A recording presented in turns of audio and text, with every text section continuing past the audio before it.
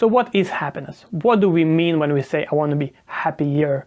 What is a definition of happiness? This is one of the most common questions I hear as a happiness coach, because different people almost seem to believe they need different sort of things in order to be happy. So while one person thinks that they need a car, another one thinks that they have to have a better diet, third person thinks that they need to be in a better relationship, while the fourth one just wants to quit their current relationship. So it almost becomes like there are as many definitions as human beings on the planet Earth, but this is not true in my experience. In my experience, there is only one definition of happiness, which together has all of the other definitions inside of it. So it is composed of 6 elements. So the first part of definition of happiness, it is an emotion, which we would contrast to a rational thought. Now, here, it is not only enough to think that you are happy. You also have to feel it, right? Because, yeah, I can say I'm happy, but inside I can feel quite unhappy. So here it's also important to say that it's a positive emotion, which we would contrast to a negative emotion, which we would call unhappiness. So we can see happiness almost as a continuum of different emotions, positive, and in terms of unhappiness, negative. So 10 being as happy as you can be, or as unhappy as you can be. Here's its neutral point. And so this will be, the whole thing is called happiness. So you can already see that happiness comes in different many forms. So different polarities, first positive polarity versus negative polarity, but also intensity. So for example, in terms of negative experience, you can have boredom, which is a low intensity negative experience, but also anger, a high arousal negative experience. In terms of happiness, you can have, well, the best day of your life, right, being a high arousal positive experience, or just content, I'm content, so low arousal positive experience. But we also connect happiness to our sense of well-being. And what we mean by this is how you feel about your life from moment to moment to moment. So in this moment I can feel good, the next moment I can feel bad about my life, right? So we can see our life almost as a sum of parts. So if we have many good parts, many positive experience, then we are happy. And if you have many negative experience, we are unhappy. But of course you can have had a negative, let's say childhood, or yesterday was unhappy, right? But today you can make it still a positive experience. So you can divide your life different chunks and judge those chunks by whether they were good or bad. Sorry, again, if you had a bad past, doesn't mean that you're gonna have a bad future, necessarily speaking, right? But what's important also is to understand that, generally speaking, happiness is a long-term emotion, which we will contrast to a short-term.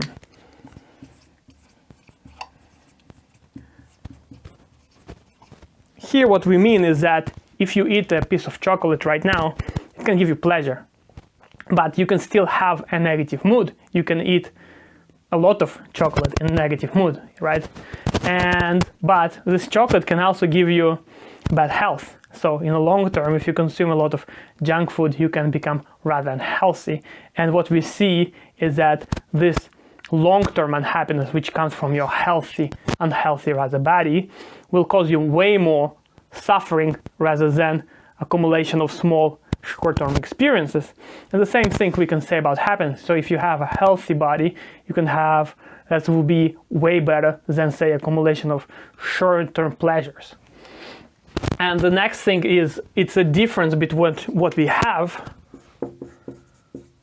versus what we want to have. Here, what we mean by that is that if you want to have a new car, if you want to have a new laptop, then this creates a gap in your desires, right?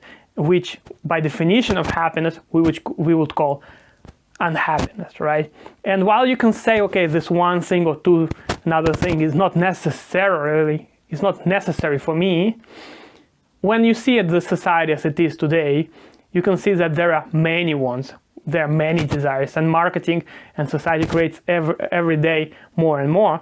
So if you buy a new car, the marketing and society gonna tell you that you can have a better car, or you can have 2 cars, or as many cars as you can buy, essentially, right? The same thing applies to almost virtually any aspect of your life. So essentially what I'm saying is that this desire that we have to have more, better, and faster, continuous desire without an end, is creating a lot of unhappiness in our world today. So imagine this, you're today living in the most abundant and most technologically advanced society that the world has ever seen. Yet today we have more depression and more mental conditions that we ever had in the world as well.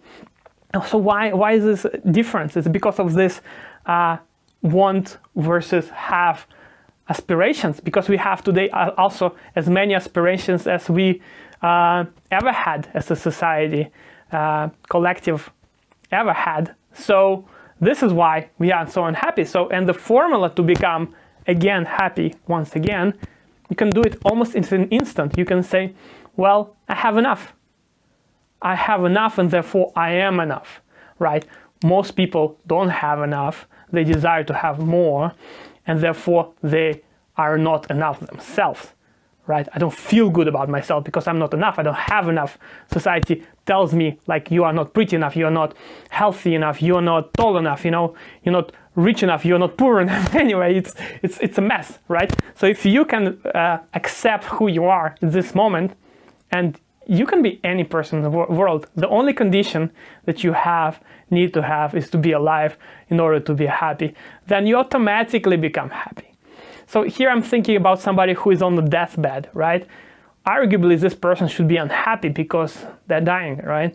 But this person can accept their life for what it was. You know, he had, or even if it was bad, and he say, well, I'm in this moment, I'm paradoxically super happy. So why is it like that? It's because he is enough. He has everything that he needs at that moment. And therefore, you know, almost a minimalism, some sort of mental or even physical minimalism connects to this definition of happiness. And the last point that we have, it is connected to the 6 pillars of happiness.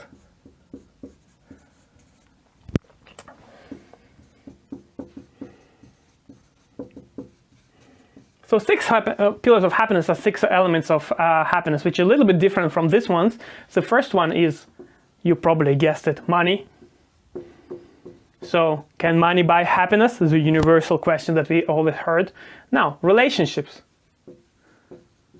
So relationship with your parents, with your lover, with everybody. You know, how good are your relationships? They will determine the quality of your life. 3, health. We already talked about it. 4, productivity, also meaning of life. A lot of people don't know why they are on this planet. They almost act like robots, social robots. Society tells them, buy this car, get a better job. This is a formula for happiness. We already saw this is a broken formula for happiness. They don't know how to become happy, what it all means. So 5 is emotional intelligence. Here we are talking about, you know, if you have a depression, you know how to overcome this depression. If you have a negative moment, how to deal with it. If you have positive, how to keep it, right? And 6, it's spirituality or transcendence or religion. I call it transcendence. And again, why I call it like this name, transcendence, because I don't want to give it a specific name. There are many religions in the world today, and what we see is that there is a reason. There is a very good reason why religion exists in the world today.